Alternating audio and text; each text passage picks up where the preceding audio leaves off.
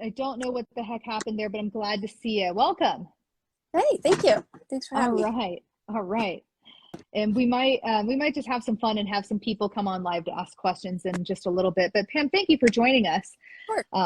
We're talking all about what. So I guess maybe tell me first, what was it like before you were caring for when you were just on your own caregiving? What was that like? What were some of the challenges you were experiencing? So first of all, I took care of my mom, and she kind of presented a little bit differently than, from what I understand, most people do. She kind of went from 0 to 60 in about a few minutes. Oh, wow.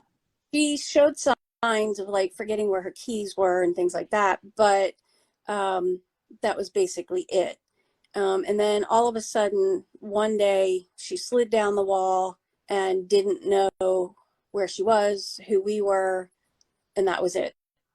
From that point on, she had no, her memories were gone from that point forward. So, we didn't kind of get the gist of what was going on until that slap in the face. So it was pretty overwhelming. And I was like completely lost and feeling like I was failing because I didn't know what to do. And she had no quality of life. I was stressed and overwhelmed. And I'm looking everywhere for information. She, because she didn't know where she was, she wanted to go home. She thought she was at work. She was a nurse for, 60 years. She worked until she was actually 80 years old. So that's what she thought she was doing. She was at work and she was done work and it was the end of her day and she needed to go home. So that was one of our biggest problems. The other was, obviously the stealing, everybody's taking my stuff. And of course I was her target, which was hurtful, and not knowing how to handle any of that. So it was really difficult and very overwhelming and stressful. Yeah, absolutely. Yeah. So I guess tell me a little bit what drew you to our community initially after going through all of that. So, I'm feverishly out there looking for information, trying to figure out what to do, how to help her, trying to make things better for her, which, I came to realize there's really no better. There's only helping to make her feel more secure. And I think that's, helping her feel safe and secure and loved, I think is the biggest takeaways. But I stumbled upon one of your webinars just by out there scanning all the information I could get a hold of. And I attended, and I was very much intrigued by the information that you were presenting. And I thought, well, for the monthly fee that you were charging, that was, it was nominal. And, to have access to helping in various behaviors, some of which we weren't showing at the moment, but I'm sure at some point we were going to. I figured it was well worth it. So that's why I ended up joining. What I found inside the membership, you had the information and training like all in one place. You had the modules on the various behaviors. You had the very first module that I took after, the ones for asking for help and setting up your community and resources and things like that, was I want to go home. It was like it was meant to be. But so you had the sundowning and the I want to go home and the various information on the various behaviors that you come across, and then you had guest speakers.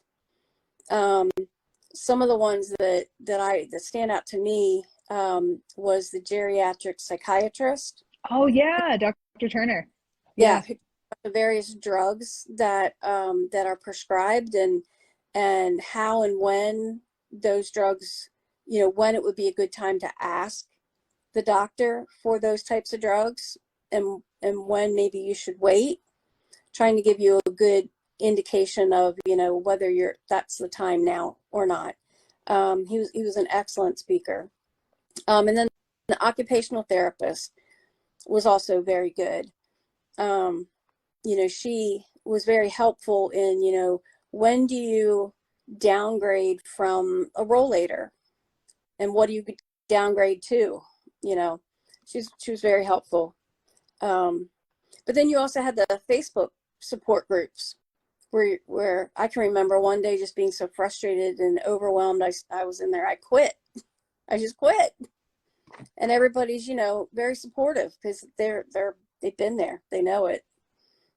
They felt it. So, and then being able to bounce ideas off of everybody within the Facebook group, that was very much a support group that I desperately needed.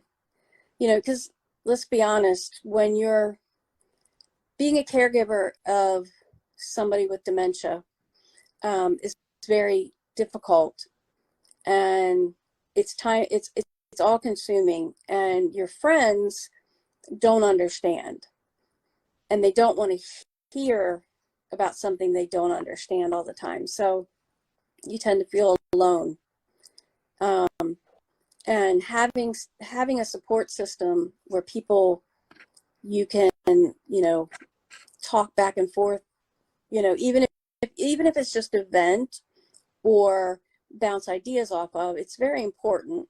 And I found it extremely helpful. And small group was a lifesaver to me. No one understands you better than somebody else who's going through it. So, Absolutely. Yeah, I know. Like Tamara, you've been leading a small group for quite some time. Even, and I was impressed even after mom had passed, you were still willing to lead the group, which I think just tells me the strength of your bond with your folks. yeah. And that's the thing, is that this bond that you create, is very intricate and very well woven together, because you're sharing things that nobody else understands, and you're relying on each other. I mean, we laugh, we cry, we commiserate with each other, we text, in between if somebody has a problem. We also talk to each other in between, so it's a really strong group. Absolutely. Yeah. I mean, it's just so important to have that tribe around you that really understands and Mm-hmm. really gets it. Yeah. So I guess maybe since I know it's a little different from Tamara since she still is caregiving. Since you are no longer caregiving anymore, I guess tell us a little bit about why. I guess what's different now, still being somewhat in the dementia world, even after you're not necessarily caregiving anymore. Well, I feel like, one, I like to stay in connection with the girls, women that are in my small group. Um, and, it helps me, it gives them a different perspective. Mm. Gives them a perspective of somebody who is seeing things from the other side. So like, I can look back now and I can say what was important and what wasn't important. Do you really need to worry about, the multivitamin that they wouldn't take? Is that really important today? Do you need to stress over that? Or, you know, is it really important that their shirt is on backwards or inside out? Or, you know what I mean? I can help. Those are little minor things. Those are the things that popped into my head, but I can give them a little bit of a different perspective, while keeping up on the training that you're providing as well. And, you know, they don't necessarily have time to always do the training. So I can help them, you know, kind of tell them some of the things that you had said in the training. Yeah, and I think too, you know, you spend so much time on your journey just gathering this information that once it's all over, it feels like, well, what do I do What do I with do with all of this? Yeah. Absolutely. Speaking of which, I saw a comment that stood out to me. Lynn Williams says, would a geriatric doctor be beneficial for someone with Alzheimer's, or is a general practitioner adequately qualified to advise as far as medication? That's a good question. You know, I found for my mom, a regular physician didn't, I mean, they had some knowledge, but a geriatric physician had more knowledge on the Alzheimer's, dementia, and were better able to handle the things that she was going through.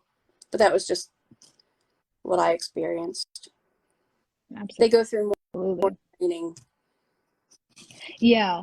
Yeah, and I agree too. It's like, especially if they see elders day in and day out, then it's just going to make more sense. I know with Dr. Turner in particular, like the man is talented at making very complicated things be very accessible Right. to it. Like he happened to be one of my colleagues, and it just blew my mind. I know Danielle saying a neurologist as well can help with medication. It's definitely true. I know we had a neurologist come on, and we're having new neurologists come on next month as well. So I think that'll be really helpful too. We've had a lot of people ask in our group and just out in Instagram, Facebook world, I guess what they can do to prevent this from happening to them now. So our folks coming on as our guest speakers this next month are going to really, really help with that. So absolutely. Well, that's a really scary thing to face. Yeah. Going through it, you know. Yeah. You've watched it happen, and I then don't you're just like, kids to have to deal with the things that I dealt with. So yeah, pretty scary. Absolutely. I know. Well, any last thoughts before I try to get Vicki on with us?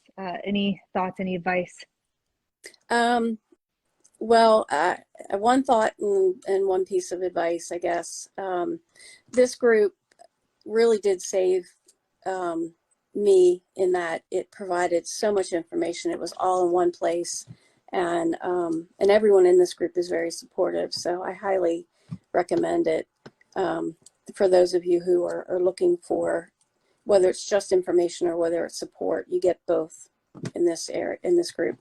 And then my advice would be to, you know, here on the other side, looking back, you know, spend time on the human touch and interaction and the words of comfort and peace, but also spend some time on self-care, because both of which are important. Absolutely. Absolutely. And if you're wanting to join everybody, it's dementiasuccesspath.com/dementia caregiving made easy.